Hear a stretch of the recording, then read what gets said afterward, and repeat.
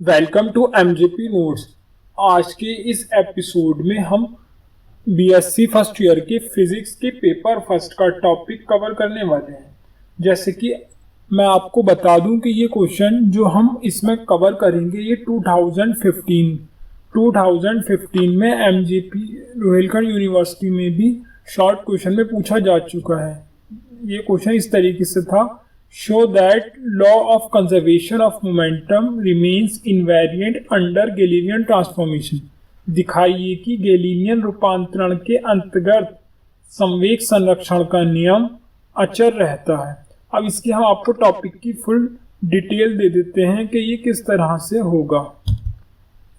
Topic की detail में अगर आप देखेंगे तो ये यूनिट 1 से रिलेटेड क्वेश्चन है। इसमें हम कवर करेंगे गैलीलियन ट्रांसफॉर्मेशन की एप्लीकेशन, और वो एप्लीकेशन जो होंगी वो सिंपली होंगी velocity, acceleration, force and momentum. तो आइए शुरू करते हैं। हमारा टॉपिक है discuss the application of Galilean transformation. तो इसे हम, जैसे कि मैंने बताया, इसमें हम कवर करेंगे वेलोसिटी, एक्सीलरेशन, फोर्स, मोमेंटम। अब इसको निकालने के लिए हम देख लेते हैं एप्लीकेशन किस तरह से यूज करेंगे। Application of Galilean transformation. Galilean transformation का यूज करके S and S dash frame के रिस्पेक्ट में किसी पार्टिकल की velocity, acceleration, force and momentum को डिफाइन किया जाता है। अब ए पार्ट में हम पहले निकालेंगे सिर्फ वेलोसिटी। वेलोसिटी निकालने के लिए सबसे पहले हम दो इनर्शियल फ्रेम ऑफ रेफरेंस को कंसीडर करेंगे, जिसमें एक एस फ्रेम जो है रेस्ट में होगा और S dash frame constant velocity v से मोशन करेगा। एस के फ्रेम के रिस्पेक्ट में पार्टिकल p के coordinate x, y, z, t होंगे, और x डैश फ्रेम के रिस्पेक्ट में, यानी पिंक वाले फ्रेम के रिस्पेक्ट में जो होंगे वो x dash, y dash, z dash, t dash होंगे। इसी तरह हम इसको थ्योरी में कन्वर्ट करके पहले लिखेंगे, क्योंकि लिखने का तरीका भी एक होता है। एस एंड एस डैश दो इनर्शियल फ्रेम है, जैसे कि मैंने आपको बताया है, जिनमें एस फ्रेम रेस्ट में है। जैसे मैंने बताया कि एस फ्रेम, ये जो ऑरेंज वाला है, ये रेस्ट में रुका हुआ है, जबकि S dash frame constant velocity से पॉजिटिव एक्स एक्सिस के अलोंग मोशन करता है। ये जो एस डैश फ्रेम है ये वी एक्स वेलोसिटी से, यानी पॉजिटिव एक्सिस के अलोंग मोशन कर रहा है। इनिशियली यानी प्रारंभ में दोनों फ्रेम के ओरिजिन ओ पर थे, यानी ये दोनों जो ओ डैश हैं दोनों स्टार्टिंग में ओ पर ही थे, लेकिन क्योंकि ये एस डैश फ्रेम है ये कांस्टेंट वेलोसिटी वी एक्स से मोशन कर रहा है पॉजिटिव एक्स एक्सिस की डायरेक्शन में, तो इसलिए बाद में कुछ टाइम के बाद ओ डैश पर पहुंचता है पिंक वाला। लेकिन इनिशियली दोनों जो फ्रेम है पिंक और ऑरेंज ओ पर ही हैं। इनिशियली दोनों फ्रेम के ओरिजिन ओ पर कोइंसाइड होते हैं, बट टी टाइम के बाद एस डैश फ्रेम एक new origin O dash determine कर लेता है। अब जैसे कि हम जानते हैं स्पीड इज इक्वल टू होता है डिस्टेंस अपॉन टाइम। हमने स्पीड मानी है v, तो ये जो डिस्टेंस कवर करेंगे ओ डैश टी टाइम में, तो ये ओ डैश लिख दिया हमने, तो v is equal to distance O dash upon time t। तो इसके थ्रू हम ओ डैश की वैल्यू निकाल लेंगे, ये ओ डैश की वैल्यू। तो ओ डैश की वैल्यू हमारे पास स्पीड के फॉर्मूले से निकल कर आई, O dash is equal to V T. अब किसी पार्टिकल p के s and s dash frame के रिस्पेक्ट में, कोई पार्टिकल p है, हम मान रहे हैं कि s फ्रेम और s डैश फ्रेम के रिस्पेक्ट में पोजीशन वेक्टर r और r डैश है। यानी s फ्रेम के रिस्पेक्ट में हमने माना पार्टिकल p का पोजीशन वेक्टर r है और s डैश के रिस्पेक्ट में r डैश है। तो वेक्टर फॉर्म से लगा सकते हैं। Then from vector addition, vector addition के फॉर्म से अगर हम देखें, हमने कहा कि p के रिस्पेक्ट, p के जो पोजीशन वेक्टर है s फ्रेम के रिस्पेक्ट में r है और s डैश फ्रेम के रिस्पेक्ट में r डैश है। यानी कि इसको हम आपको एक ग्राफिकल्स के थ्रू समझा देते हैं कि हम इसमें किस तरीके से बात कर रहे हैं।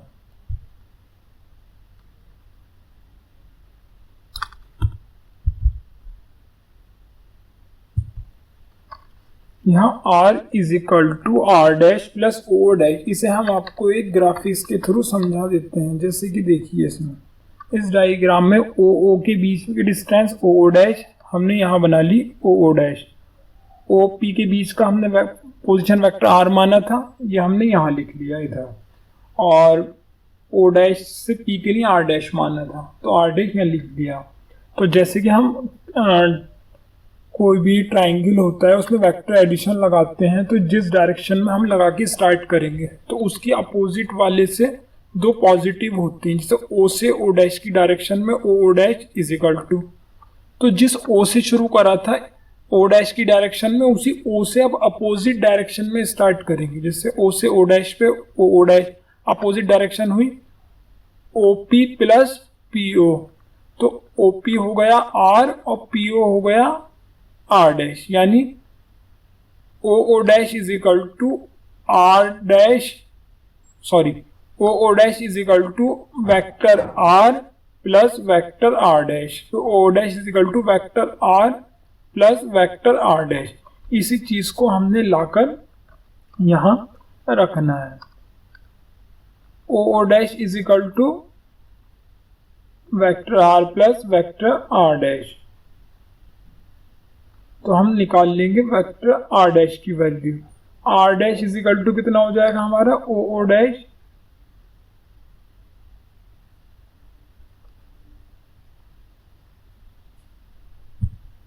इसमें हम आपको बता देते हैं कि ये R vector R is equal to R dash plus O O dash कैसे आया। Then from vector addition vector R is equal to R dash plus O dash आया कैसे, इसे देखने के लिए हम ऊपर पहुंचते हैं अपने उसी डायग्राम में जो हमने कंसीडर किया था। ओ ओ डैश के बीच की डिस्टेंस ओ ओ डैश है, जो हमने डिस्टेंस के फॉर्मूले से निकाल ली है, वो हमारी ये आ गई O dash is equal to V T. V T आ चुका है। तो इसमें अब हमने पोजीशन वेक्टर जो कंसीडर किया है एस फ्रेम के रिस्पेक्ट में वेक्टर आर कंसीडर किया है और एस डैश फ्रेम के रिस्पेक्ट में आर डैश। तो इसी डायग्राम को पूरे को ये तीन को हमने यहाँ बना लिया O dash O O dash O P में आर ओ डैश पी में आर। अब ये आया कैसे, तो इसमें अब हम ये बता देते हैं इस डायग्राम के थ्रू कि ये बना कैसे। क्योंकि कोई भी जब वेक्टर एडिशन की बात होती है ट्राइंगल में, तो जिस डायरेक्शन में हम बनाते हैं, जैसे कि हम बनाएंगे वेक्टर आर के कंपैरिजन में, तो वेक्टर आर की जो डायरेक्शन है ये ओ से पी के लिए, तो vector R is equal to O O dash plus vector R dash, यानी कि जिस डायरेक्शन में हम लेते हैं वो इक्वल होता है अपोजिट वाली दोनों डायरेक्शन के पॉजिटिव के। यानी vector R is equal to O O dash plus vector R dash, vector R is equal to O dash plus R dash, यानी इसे इन दोनों को रीअरेंज कर दिया। आर डैश को इधर लिया है, ओ डैश को इधर ले गए, तो ये आ गया इतना। ये हम पहुंच गए यहीं पर वापस जो हमारा ये यहाँ पर था। तो vector R is equal to R dash plus O dash, vector R is equal to vector R dash, O dash की जगह हमने वी टी रख लिया, तो हमारा वो वी टी यहाँ पर आ गया है। अब हमें इसमें वैल्यू कैलकुलेट करनी है आर डैश की, तो आर डैश इधर रहने दिया, वी टी रीअरेंज करा, तो R dash is equal to vector R minus V T. क्योंकि पोजीशन वेक्टर का जब हम डिफ्रेंशिएट कर देते हैं तो वो जो पोजीशन वेक्टर होता है वो हमारा मिलके बन जाता है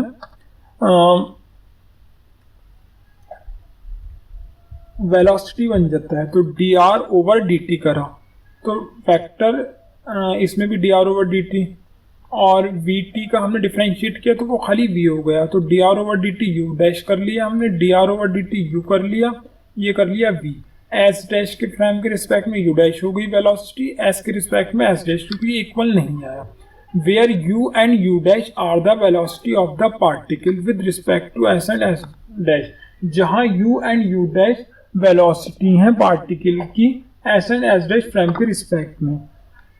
So we can say that the velocity is not invariant under Galilean transformation। अतः हम कह सकते हैं कि वेलोसिटी जो है वो गैलीलियन ट्रांसफॉर्मेशन के अंदर या अंतर्गत नॉन इन्वेरिएंट होती है, यानी अनिश्चित होती है, इक्वल नहीं होती। अब हम इसकी सेकंड प्रॉपर्टी पढ़ेंगे, Galilean transformation for acceleration. Acceleration निकालना बहुत इजी है, जो हम लोग ऑलरेडी वेलोसिटी निकाल चुके हैं। इन वेलोसिटी का यूज करके हम एक्सीलरेशन निकालेंगे। हम सब लोग तो जानते ही हैं, जैसे ही हम वेलोसिटी का डिफरेंशिएट करते हैं, ये dv मतलब du ओवर dt करते हैं, वो हमारा एक्सीलरेशन बन जाता है। यानी वेलोसिटी में चेंज जो होता है, यानी वेग परिवर्तन की दर जो होती है हमारी, वो एक्सीलरेशन बन जाती है। तो गिलियन ट्रांसफॉर्मेशन फॉर एक्सीलरेशन बनाने के लिए हम सिंपल तो सेम करेंगे वही काम। तो let the acceleration of the particle is A and A dash, मतलब मान लिया किसी पार्टिकल का जो एक्सीलरेशन है एस फ्रेम के रिस्पेक्ट में ए है और एस डैश फ्रेम के रिस्पेक्ट में ए डैश है। हिंदी में हम इसे इस तरीके से लिख सकते हैं। बट वी नो दैट, परंतु हम जानते हैं कि बाई इक्वेशन फर्स्ट, जो इक्वेशन हमने ये निकाली U dash is equal to U minus V, तो इसी को हमने ऐसे लिख दिया। इतना ये होता है U dash is equal to U minus V. Differentiation with respect to T, T के रिस्पेक्ट में हमने डिफरेंशिएट कर दिया, यानी टाइम से ही परिवर्तन होगा या चेंजेस होगा, तो D you over D T हो जाएगा।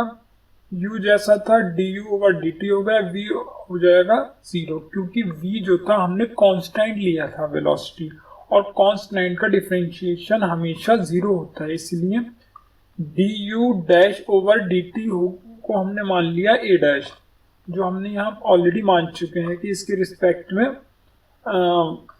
एस डैश प्राइम के रिस्पेक्ट में हमने कहा था कि जो हमने एक्सीलरेशन माना है वो a डैश माना है, और एस प्राइम के रिस्पेक्ट में जो हमने माना था वो a माना था, तो इसे हमने इक्वेशन सेकंड मान लिया। तो सो वी कंसीडर, तो इसे हम कह सकते हैं कि जो एक्सीलरेशन जो है वो इनवेरिएंट है गिलियन ट्रांसफॉर्मेशन के अंदर। इसी तरीके से हम Gillian transformation for force, force हम जानते हैं F बराबर ma होता है, हम ऑलरेडी A निकाल चुके हैं, तो इसी से ही हमारी थर्ड एप्लीकेशन बन जाएगी जो बहुत ही इजी हो जाएगी।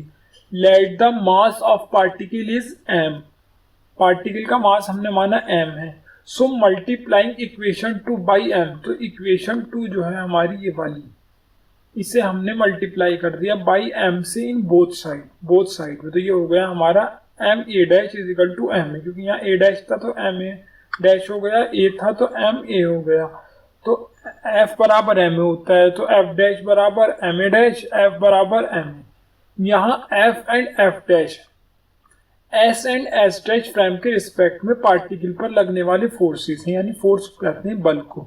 सो वी कैन से दैट, अतः हम कह सकते हैं कि the force is invariant, force जो है वो इनवेरिएंट है under Galilean transformation, Galilean transformation के अंतर्गत फोर्स जो है वो हमारा इनवेरिएंट रहता है, अनिश्चित रहते हैं, यानी दोनों में ही नापने, दोनों फ्रेम से अगर हम फोर्स नापेंगे तो वो दोनों फ्रेम से ही इक्वल आएगा, एस डैश फ्रेम के रिस्पेक्ट से भी और एस फ्रेम के, सेम एक्सीलरेशन भी हमारा सेम, दोनों में ही इनवेरिएंट रहेगा।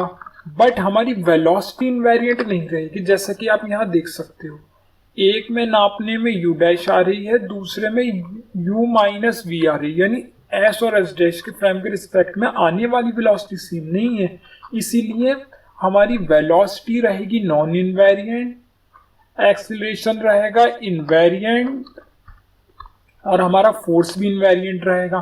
फोर्स से ही अब हम निकालेंगे Galilean transformation for momentum, momentum बोलते हैं संवेग को हिंदी में। वी नो दैट, हम जानते हैं कि the relation between force and momentum, बल और फोर्स, बल और संवेग के बीच का जो एक रिलेशन है, यानी फोर्स और मोमेंटम के बीच का जो रिलेशन है वो F is equal to D P over D T होता है। ये आया कैसे निकल के, ये भी हम यहाँ रफ वर्क में बता देते हैं, क्योंकि F बराबर ma होता है, F बराबर ma, a होता है एक्सीलरेशन, तो एक्सीलरेशन को हम लिख सकते हैं वेग परिवर्तन की दर dv ओवर dt, ठीक है। ये m उठा के अंदर ले गए v के पास, तो ये dt नीचे का ऐसे रहा, mv होता है p बराबर mv होता है, तो mv की जगह p लिख दिया, तो f बराबर dp ओवर dt हमने ऐसे लिखा। Let the momentum of the particle with respect to s and s dash frame are p and p dash, माना s and s dash frame के रिस्पेक्ट में पार्टिकल के जो है मोमेंटम संवेग p एंड p डैश है। तो from equation 3 जो हमने ये f dash is equal to F निकाला था, इसे हमने लिया और लाके सेम रख दिया, क्योंकि हम जानते हैं एफ इज इक्वल टू होता है डीपी ओवर डी, तो एफ डैश हमारा इज इक्वल टू हो गया डीपी डैश ओवर डी, और एफ इज इक्वल टू हो गया डीपी ओवर डी, क्योंकि ये दोनों इक्वल हैं डीपी ओवर डी और डीपी डैश ओवर डी, तो ये हमारा ये डिफरेंशिएशन से डिफरेंशिएशन कट गया, यानी P dash is equal to P, यानी पी डैश है एस डैश फ्रेम के रिस्पेक्ट में मोमेंटम और पी वाला है एस फ्रेम के रिस्पेक्ट में momentum. So we can say that the momentum is invariant under Galilean transformation. अतः हम कह सकते हैं कि गैलीलियन ट्रांसफॉर्मेशन के अंतर्गत मोमेंटम किसी पार्टिकल का इनवेरिएंट रहता है, अनिश्चित रहता है, चेंज नहीं होता है। सो इक्वेशन 2, 3, 4 गैलीलियन इनवेरिएंस को रिप्रेजेंट करती है, क्योंकि पहला वेलोसिटी वाला था, जैसे मैंने आपको बताया था वेलोसिटी इनवेरिएंट नहीं है, यानी नॉन इनवेरिएंट है, बराबर नहीं आ रही। वेलोसिटी को छोड़ के बाकी बची हुई चीज कौन कौन सी, इक्वेशन 2 की एक्सीलरेशन, फोर्स और इक्वेशन 4 से मोमेंटम, वही हमने लाके लास्ट में लिख दिया। इक्वेशन 2, 3 एंड 4 गैलीलियन इनवेरिएंस को रिप्रेजेंट करती है। ये क्वेश्चन यहाँ पर हो गया हमारा फिनिश। इसमें अब हम आपको बता देते हैं कि अगर मोमेंटम के लिए लिखने के लिए आएगा तो इक्वेशन नंबर 4 तक पूरा सॉल्व करके लाओगे आप। अगर आपका फोर्स के लिए आएगा इक्वेशन स्टार्टिंग से सिर्फ यहाँ 3rd पॉइंट तक, इक्वेशन 3rd तक लाकर आप छोड़ सकते हो, और अगर एक्सेलरेशन पूछता है तो 2 तक लाके छोड़ोगे आप इस क्वेश्चन को, और अगर आपसे वेलोसिटी पूछता है तो आप सिर्फ यहीं पर छोड़ोगे। इसमें मैं आपको बता देता हूं कि ये किस तरीके से होगा। इसमें अभी जो हमने टॉपिक कवर किया है वो यही किया है, गैलीलियन के अंडर हमें ये दिखाना था कि कंजर्वेशन ऑफ मोमेंटम, यानी मोमेंटम कंजर्व रहता है, इनवेरिएंट होता है, conservation of momentum remains invariant. दिखाइए कि गैलीलियन रूपांतरण के अंतर्गत संवेग संरक्षण का नियम अचर रहता है, तो वही हमने लाकर मोमेंटम वाला जो पार्ट था पी वाला, यानी स्टार्टिंग से लेकर लास्ट तक इसे शो करके ही दिखाना ही पड़ेगा। इसके अलावा हमारे इसमें कोई और ऑप्शन नहीं है। इसे हम इस तरीके से सॉल्व करेंगे। यदि आपको हमारी वीडियो अच्छी लगी है तो आप हमारे चैनल को सब्सक्राइब कर लीजिएगा। हमारी वीडियो जैसी भी लगी हो कमेंट करके ज़रूर बताइएगा, जिससे कि हम आने वाली नई वीडियो को आपके अनुसार बना पाएं, तथा लाइक एंड शेयर करना ना भूलें, जिससे कि हमारा मनोबल बढ़ता रहे और हम अधिक मजबूती के साथ आपकी सेवा करते रहें। Thank you.